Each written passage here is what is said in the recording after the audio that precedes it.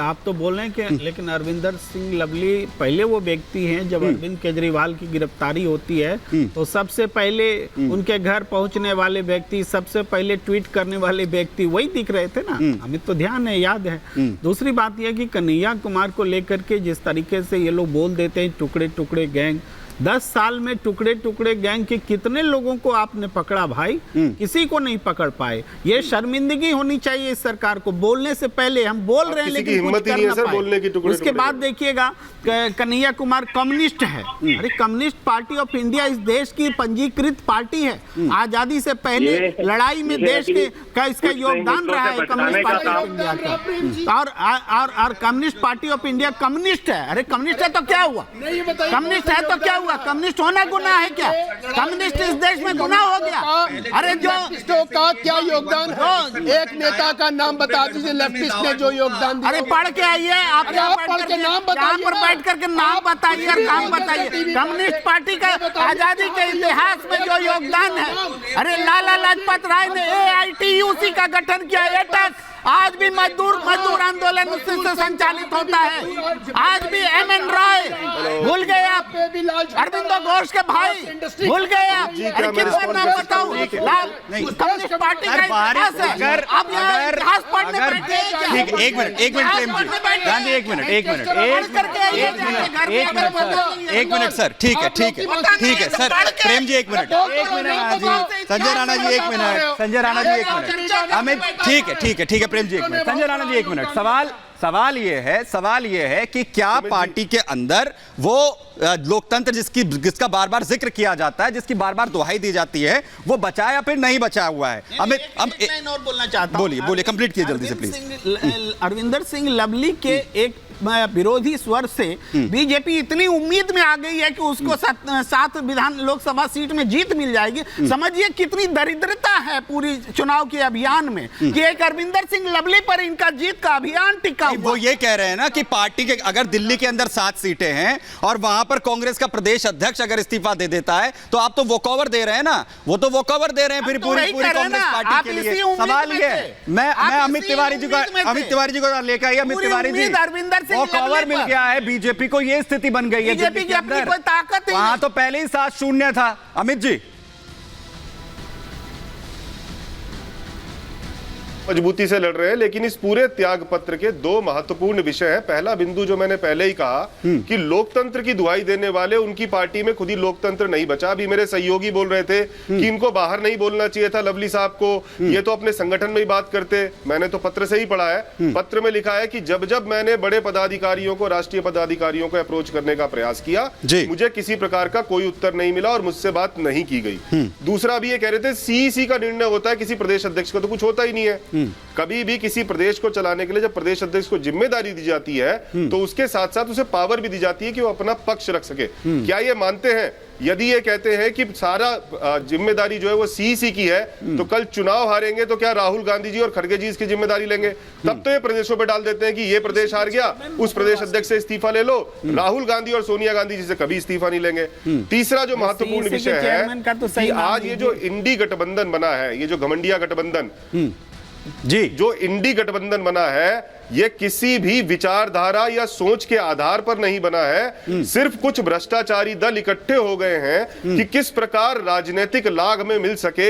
ये वही कांग्रेस है जिनके प्रदेश अध्यक्ष अनिल चौधरी जी और अजय माकन जी, जिन्होंने प्रेस कॉन्फ्रेंस करके कहा था कि 100 करोड़ का ठीक है, लेकिन दुष्यंत जी बात वहीं आती है कि एक प्रदेश अध्यक्ष को कांग्रेस के ये कहना पड़ता है अपने राष्ट्रीय अध्यक्ष को चिट्ठी लिखकर कि मुझे सिर्फ स्टैंप बना दिया गया और मुझसे किसी भी बारे में कोई चर्चा जो है वो नहीं हो रही है। दुष्यंत जी, ये स्थिति जो है पार्टी के अंदर हो गई है, तो बाकी कार्यकर्ताओं की क्या स्थिति होगी वो ये कह रहे हैं। जी देखिए, कांग्रेस पार्टी समंदर है, इसमें हर व्यक्ति को अपनी बात कहने का अधिकार है। उन्होंने कह दी, गलत तरीके से कही, जिस समय पे कही समय गलत चुना। अब उनका इस्तीफा स्वीकार हो जाएगा। कांग्रेस पार्टी ने अपने प्रत्याशियों का चयन किया है, अपने जो सीनियर लीडरशिप है उनके माध्यम से किया है। CEC के चेयरमैन आदरणीय मुकुल वासनिक जी हैं और कांग्रेस के तीनों प्रत्याशी जीत रहे नहीं, उसमें उनका क्या कोई रोल था? पार्टी अरविंदर सिंह लवली का क्या रोल था कोई सर? रोल क्या रोल था रोल उनका? होता है, एक जिम्मेदारी तो है ना उनके कंधों पर सर। देखिए सभी जिला कमेटियां हाँ। उनको सक्षम प्रत्याशियों के बायोडाटा भेजती हैं, उन पे अपनी रिपोर्ट लगा के भेजना है प्रदेश अध्यक्ष का काम होता है। प्रदेश अध्यक्ष का काम टिकट बांटना नहीं होता, नहीं होता है, नहीं हाँ, होता है। उसके राय लिए राय CC है, राय जरूरी है, नहीं उसके है लिए उनकी। बाकायदा एक निकाय है, एक सिस्टम है पार्टी के अंदर, उन्होंने अपना चयन किया है।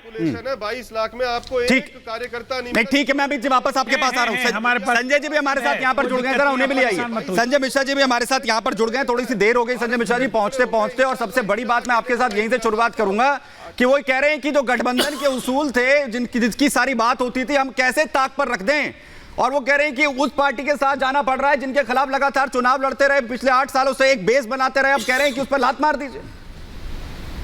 नहीं, बिल्कुल ठीक बात है, लेकिन मैं आते आते देर तो हो गया था, लेकिन मैं आपके ये पूरा डिबेट सुनते हुए आ रहा था जी। भारतीय जनता पार्टी के लोगों का जो कहना है, मुझे एक बात समझ में नहीं आ रही है, ना तो इनकी खुद की चिंता है, ना इनको जनता की चिंता है, इनको कांग्रेस इंडिया गठबंधन की चिंता ज्यादा है। ये अपनी बात क्यों नहीं जनता के बीच जाकर के कर रहे हैं कि भाई मैंने 10 सालों में ये काम किया है और आने वाले दिनों में मैं ये काम करूंगा, कांग्रेस में ये, कांग्रेस ने वो, गठबंधन में ये, गठबंधन में वो। अरे आपके पास कुछ है ही नहीं, किया क्यों नहीं? मैं ये कहना चाहता हूं सुमित जी, देखिए एक लिस्ट मैंने देखा था अभी, मोदी जी ने क्या किया। मोदी जी अपने भाषण में देश के प्रधानमंत्री कहते हैं कि ये तो अभी ट्रेलर है, पिक्चर बाकी है। आप सोचिए इनका ट्रेलर क्या है। किसानों पे गोलियां चली, गाड़ियों से कुचलकर मार दिया गया, महिला निर्वस्त्र गिर गई, महिला खिलाड़ियों को सड़क पर पीटा गया, डीजल पेट्रोल 100 के पार हुए, देश को कर्ज के आग में झोंक दिया गया। ये 10 सालों के काम है इनके। सुनिए ये कैसे गिनाएंगे जनता को कि 205 लाख करोड़ के कर्ज पे हमने खड़ा कर दिया। उसके बाद में देश का सारा पैसा उद्योगपतियों को देने का आरोप इनके ऊपर लगा, संसद में लगा। लोग हैं वो ये भी कह रहे हैं, चीन को अंदर लाकर बैठा दिया, एक भी नहीं। अभी बात सुन तो लीजिए, सुन तो लीजिए। यदि ये ट्रेलर है तो मैं समझता हूँ देश की जनता इनकी मैं उस मुद्दे पर आना चाह रहा हूं जिसको सबसे बड़ी मजबूती विपक्ष अपनी मान रहा है सर। मैं उन मुद्दों की, मैं आप इस पूरे इन मुद्दों पर आपको डिबेट करनी है, मैं कोई इनकार नहीं कर रहा हूं, लेकिन मैं ये कह रहा हूं वो विपक्ष जिसकी सबसे बड़ी मजबूती की बात कर रहे हैं इंडिया अलायंस, उसमें कांग्रेस पार्टी, उसका प्रदेश अध्यक्ष ये कहते हुए इस्तीफा दे रहा है कि जिनके साथ गठबंधन किया हमें स्वीकार नहीं है, वो ये कहते हुए इस्तीफा दे रहा है। ठीक है, इस्तीफा दे दिया। राम राम भैया। सुमित जी मैं ये कहना, अब मैं ये पूछना चाहता हूं तिवारी जी से, जी बोलिए। मैं ये कहना चाहता हूं कि 2 तरह के चुनाव होते हैं।